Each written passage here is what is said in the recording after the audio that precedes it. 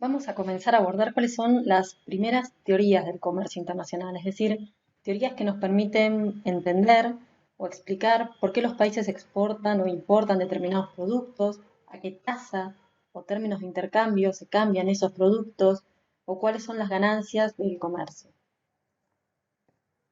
Las primeras teorías sobre el comercio internacional son las mercantilistas, que se desarrollan entre los años 1500 y 1800 aproximadamente.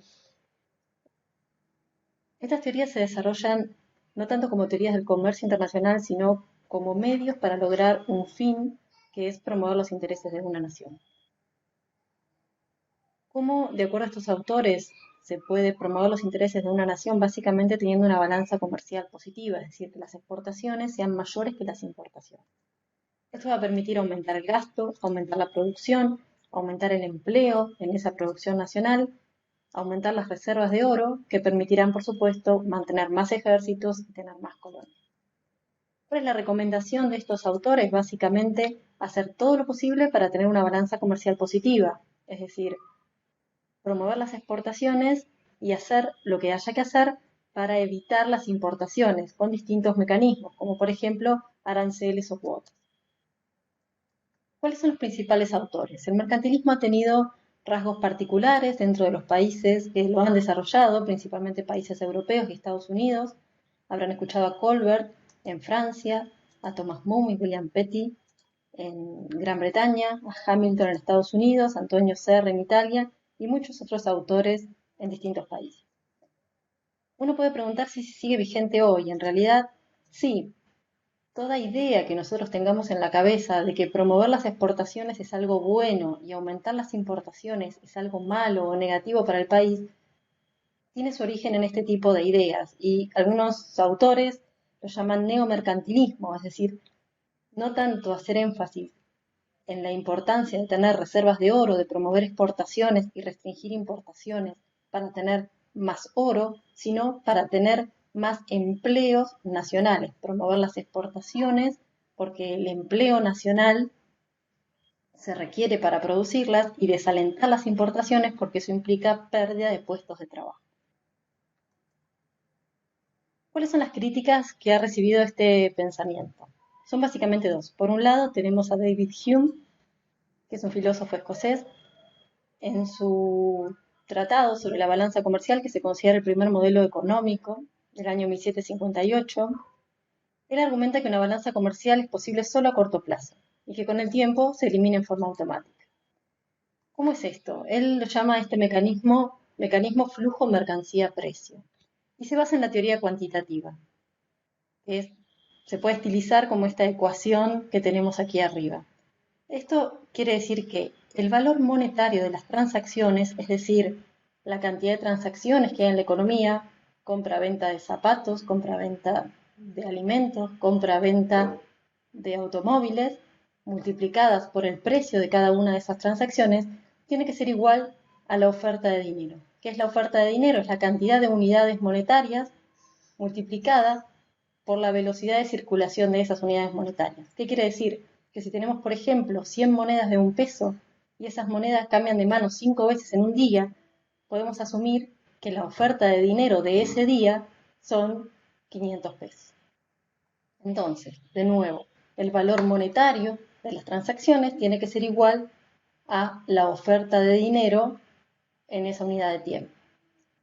Esta teoría se elaboró en España para explicar por qué los precios aumentaban tanto luego de la conquista de América. Y uno puede asumir que la velocidad de dinero es relativamente constante a corto y mediano plazo porque depende de factores institucionales, y también puede asumir que en esa época España estaba en una situación de pleno empleo, como muchos otros países europeos.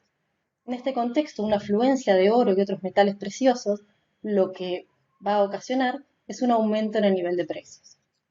Entonces, ¿qué es lo que dice Hume? Que una balanza comercial positiva, es decir, exportaciones que superan a las importaciones, lo que va a ocasionar es una afluencia de oro a nuestro país. Este aumento en la oferta monetaria, que en ese momento estaban en el patrón oro, genera un incremento de precios y eso hace disminuir la competitividad de nuestros productos. Nuestros productos van a ser más caros en el mercado internacional. Eso desalentará las exportaciones y promoverá que nuestras empresas importen productos de otros países ya que son más baratos.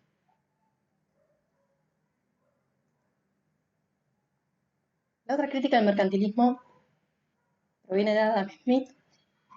Él tiene una visión un poco más dinámica. Dice que la riqueza del mundo no es fija y que el comercio no es un juego de suma cero. ¿Qué quiere decir? Que el comercio es un proceso por el cual todas las partes intervinientes pueden ganar. ¿Por qué? Porque el comercio permite la especialización y la división del trabajo y permite una mejor división del trabajo en términos internacionales y que cada país se dedique a aquello a lo que mejor sabe hacer.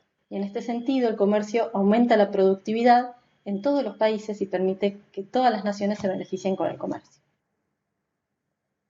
Él desarrolla lo que hoy se conoce como el principio de la ventaja absoluta, y quiere decir que ambos socios comerciales se pueden beneficiar de una mayor producción y un mayor consumo si cada uno se especializa en el bien que puede producir a un costo menor. Es decir, que cada país se dedique a aquello que puede hacer en términos más baratos. ¿Cuál es la teoría del valor que está detrás del pensamiento de Adam Smith y del resto de los autores clásicos? Es la teoría del valor trabajo. Esto implica que el costo o el precio de un producto depende solo de la cantidad de trabajo que fue requerida para fabricarlo, ya sea porque se produzca solo con trabajo o porque el capital que sea necesario también ha sido fruto del trabajo que produjo ese capital, esa herramienta, en un proceso productivo previo. Es decir, a la larga o a la corta, todos los procesos productivos pueden resumirse al trabajo que es necesario para fabricar ese bien. En este marco, también asume que el trabajo es el único factor de producción y que es homogéneo. Entonces, en otras palabras, ¿de qué depende el costo de un bien? Básicamente, de la cantidad de trabajo que sea necesario para producir. Esto depende, a su vez, de cuán productivos son los trabajadores. Si los trabajadores son muy productivos, yo requiero muy poco trabajo para hacer un bien y ese bien va a ser muy barato. ¿Y de qué depende la productividad?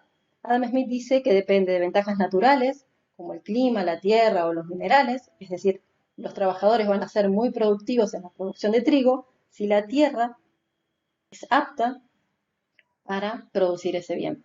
Y también depende de ventajas adquiridas, es decir, de las habilidades y de las técnicas que fueron aprendidas por los trabajadores y que pueden aplicarlas al proceso productivo de manera de proporcionar los bienes a un costo menor.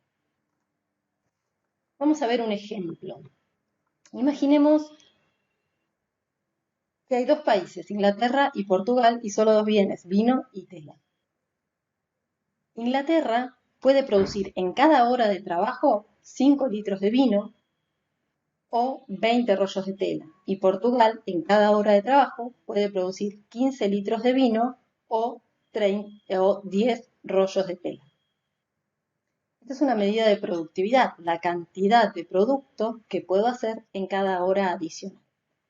Vemos entonces, si miramos el producto tela, que Inglaterra es más productivo para la producción de tela, porque una hora de su trabajo permite producir 20 rollos y en Portugal solo 10. De igual modo, vemos que Portugal es más productivo para la producción de vino, porque una hora del trabajo aplicado a la producción de vino produce 15 litros, mientras que en Inglaterra produce solo 5. Decimos entonces que Inglaterra tiene una ventaja absoluta en la producción de tela, porque puede producir tela a un costo menor. Y que Portugal tiene una ventaja absoluta o una ventaja de costos absoluta en la producción de vino, porque puede hacer vino con una cantidad menor de trabajo. Este ejemplo también puede verse en términos de la cantidad de horas de trabajo necesarias para producir cada uno de los bienes, es decir, si Inglaterra en una hora de trabajo produce 20 rollos de tela, podemos decir que se requiere 0,05 horas de trabajo o unidades de trabajo para producir una unidad de tela. Esto es simplemente una regla de 3 y esto es el resultado de hacer 1 dividido 20. Vamos a ver un ejemplo de por qué el comercio no es un juego de suma cero, sino que puede promover el bienestar de todos los socios comerciales. Imaginemos que antes del comercio hay 200 horas de trabajo disponible en cada país que se aplican 100 a la producción de vino y 100 a la producción de tela. Sin comercio, es decir, en autarquía, con 100 horas de trabajo aplicadas a la producción de vino, Inglaterra puede producir 500 litros de vino, es decir, 100 multiplicado por 5. También puede producir 2.000 rollos de tela. Mientras que Portugal puede producir con 100 unidades de trabajo o 100 horas de trabajo, 1.500 litros de vino y 1.000 rollos de tela. La producción total disponible en el mundo de estos dos países son 2.000 litros de vino y 3.000 rollos de tela. Ahora, ¿qué pasa si cada país se dedica a aquello que mejor sabe hacer o aquello en lo que es más productivo en términos absolutos? Vemos que todo el trabajo en Portugal se aplicaría a la producción de vino, que es el producto en el cual tiene ventaja absoluta, y todo el trabajo en Inglaterra se aplicaría a la producción de tela, que es el producto en el que tiene ventaja absoluta. En esta nueva división del trabajo vemos que tanto la producción de vino como la producción de tela aumentan con respecto a la situación de autarquía, y esto es porque existe una mejor división internacional del trabajo. Entonces, repasando, de acuerdo a este enfoque de Adam Smith de la ventaja absoluta, ¿por qué los países exportan o importan determinados productos? Bueno, porque pueden producirlos a un costo menor en términos de la cantidad de horas de trabajo que son necesarias para producir ese bien. ¿Y por qué un país puede producir un bien a menor costo que otro? Bueno, porque tiene ventajas naturales o adquiridas, es decir, habilidades y técnicas para producir ese bien. ¿Cuál es el patrón comercial de acuerdo a esta teoría? Básicamente que un país exporta los productos en los que tiene una ventaja absoluta de costos e importa aquellos en los que tiene una desventaja absoluta de costos. Aquí Adam Smith no abordó el problema de qué sucede si un país es más eficiente en todo que el otro país, es decir, si tiene una ventaja absoluta de costo en todos los bienes. ¿Cuáles son los beneficios del comercio en este contexto? Bueno, el comercio lo que permite es una mejor división internacional del trabajo, que permite a cada país especializarse en aquello que mejor sabe hacer. Esto aumenta la productividad, aumenta la cantidad de bienes disponibles y en principio promueve un mayor consumo, porque hay más bienes disponibles para consumir por los habitantes de ambos países. Pasemos ahora al principio de la ventaja comparativa, que fue desarrollado por David Ricardo en el año 1817. Ricardo lo que hace es abordar algunas de las lagunas que había dejado Adam Smith y en particular intenta responder a la pregunta ¿qué pasa si un país es más eficiente que su socio en la producción de todos los bienes? ¿El socio más ineficiente puede comerciar? ¿Se beneficia del comercio? ¿Qué tendría que hacer? Para ejemplificar este concepto vamos a usar un cuadrito similar al anterior, pero vamos a mostrar que Inglaterra es más eficiente que Portugal en la producción de los dos bienes.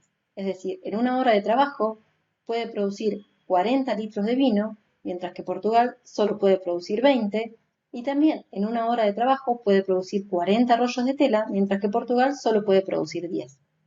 Es decir, Inglaterra tiene ventaja absoluta tanto en la producción de vino como en la producción de tela. Pero vamos a analizar un poquito más estos datos. Lo que vemos es que Inglaterra, si bien es más eficiente en la producción de los dos bienes, no es igualmente más eficiente en la producción de los dos, sino que en uno es relativamente más eficiente que en el otro. Por ejemplo, en la producción de vino, los trabajadores ingleses son 2 veces más productivos que los portugueses, mientras que en la producción de tela son 4 veces más productivos que los trabajadores portugueses. Es decir, Portugal acá pierde por 2 a 4, mientras que acá pierde por 1 a 4. En términos de una ecuación matemática, lo que hacemos es comparar la productividad de un país, Inglaterra, en la producción de un determinado bien, tela, con relación a la productividad del otro país, por eso es que se denota con un asterisco, en la producción del mismo bien. Eso lo comparamos con la relación o ratio de productividades de un país y el país extranjero en la producción del otro bien. Lo que vemos acá es que Inglaterra es relativamente más productivo o más eficiente en la producción de tela. Y entonces, en este contexto, ¿hay bases para un comercio que sea beneficioso para los dos socios? Smith diría que no, porque este problema no lo había abordado. Y en tal caso, ¿qué tendría que hacer el país menos eficiente? Lo que dice Ricardo es que tiene que especializarse en el bien con menor desventaja absoluta. En este caso, Portugal tendría que especializarse en vino porque comparativamente es lo que mejor sabe hacer, e Inglaterra tiene que especializarse en la producción de paño o de tela porque es aquello que hace comparativamente mejor. Si bien es más productivo en la producción de ambos bienes, en la producción de tela es comparativamente mucho más productivo que en la producción de vino. Ricardo elabora para esto un modelo que tiene una gran cantidad de supuestos. ¿Y qué son? En principio pensamos en dos países, dos bienes y solo un factor productivo. De nuevo tenemos detrás la teoría del valor-trabajo. Tenemos una dotación fija de trabajo o una cantidad fija de trabajo que suponemos que es de igual calidad o es homogéneo y que se emplea totalmente, es decir, estamos pensando en una situación de pleno empleo. Pensamos también que existe libre movilidad del trabajo en el país, entre industrias, es decir, los trabajadores podrían moverse libremente entre la producción de tela y la producción de vino. Sin embargo, los trabajadores de un país no pueden movilizarse hacia el otro país. En cuarto lugar, tenemos que los rendimientos son constantes a escala, es decir, los costos no cambian con el nivel de producción. Además, imaginamos que existe competencia perfecta en todos los mercados, tanto en los mercados de productos como en los mercados de factores, como por ejemplo el mercado de trabajo. ¿Qué implica esto para los mercados de productos? Bueno, que estamos pensando en productos homogéneos, con una tecnología conocida, un mercado que es abierto, que cualquiera puede entrar y salir, que es atomizado por el lado de la oferta y de la demanda, es decir, que una gran cantidad de productores y también hay una gran cantidad de consumidores, y que el precio es igual al costo medio. Pensamos que existe libre comercio, que no hay costos de transporte, que no hay ilusión monetaria, es decir, que los agentes se guían solo por el valor de las variables reales y no nominales, que las empresas desean maximizar beneficios y finalmente que el comercio está equilibrado, es decir, que las exportaciones son iguales a las importaciones. Esto implica que no es necesario el flujo de efectivo entre países y también es un diálogo con los autores mercantilistas, porque Ricardo lo que va a mostrar es que el comercio es beneficioso aún con una balanza comercial nula, es decir, cuando las exportaciones igualan a las importaciones. Para ilustrar los beneficios del comercio de acuerdo a este principio, vamos a repetir los datos del ejemplo anterior. También vamos a resaltar que se pueden explicitar los mismos datos en términos de requerimientos unitarios de trabajo, es decir, de la cantidad de horas de trabajo que son necesarias para producir una unidad de cada uno de los bienes, y mencionar que los requerimientos unitarios de trabajo es el inverso de la productividad, es decir, de la producción que es posible por una hora de trabajo. Vamos a calcular la ventaja comparativa de cada uno de los países mediante esta fórmula de productividades relativas comparadas.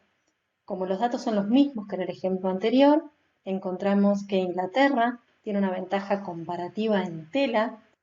Bajo los supuestos de este modelo, que después vamos a abordar con algo más de detalle, vamos a ver que la especialización de Inglaterra en la producción de tela es total, es decir, que todos los habitantes o todos los trabajadores ingleses se van a abocar a producir aquel bien en el que tiene ventaja comparativa. Y lo mismo en Portugal. Y para ilustrar los beneficios del comercio vamos a proponer un ejemplo en el cual existen 200 horas de trabajo en cada país. 50 aplicadas a la producción de vino y 150 aplicadas a la producción de té. En autarquía, es decir, sin comercio, lo que podemos ver es que Inglaterra produce 2.000 litros de vino, Portugal produce 1.000 litros, es decir, 50 horas de trabajo multiplicada por lo que cada hora de trabajo puede producir, con lo cual en el mundo de estos dos países tenemos 3.000 litros de vino disponibles.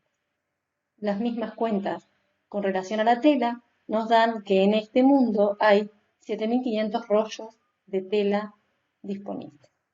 Ahora bien, con esta división del trabajo propuesta de acuerdo al principio de la ventaja comparativa, tenemos que Portugal se dedica a aquello que puede producir en términos menos ineficientes o relativamente más eficientes, es decir, producir vino, que es aquello en lo que tiene ventaja comparativa. Dedica toda su fuerza laboral a producir vino y nada a producir tela. Lo mismo, Inglaterra dedica toda su fuerza laboral a producir tela, que es aquello que hace relativamente mejor, y no dedica nada a producir vino. Lo que vemos es uno de los beneficios del comercio, que es aumentar la cantidad de bienes disponibles o aumentar la producción. Con la misma cantidad de trabajadores en cada país, ahora se pueden producir 4.000 litros de vino y 8.000 rollos de tela.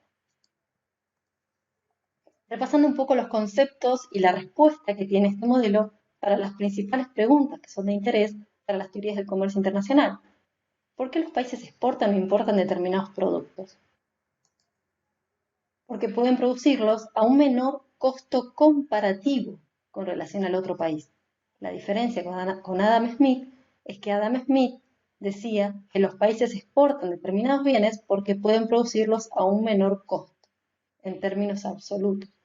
Esto sucede porque la productividad de cada país es diferente, las tecnologías son diferentes. Es decir, este modelo sostiene que las bases del comercio son las diferencias de productividad.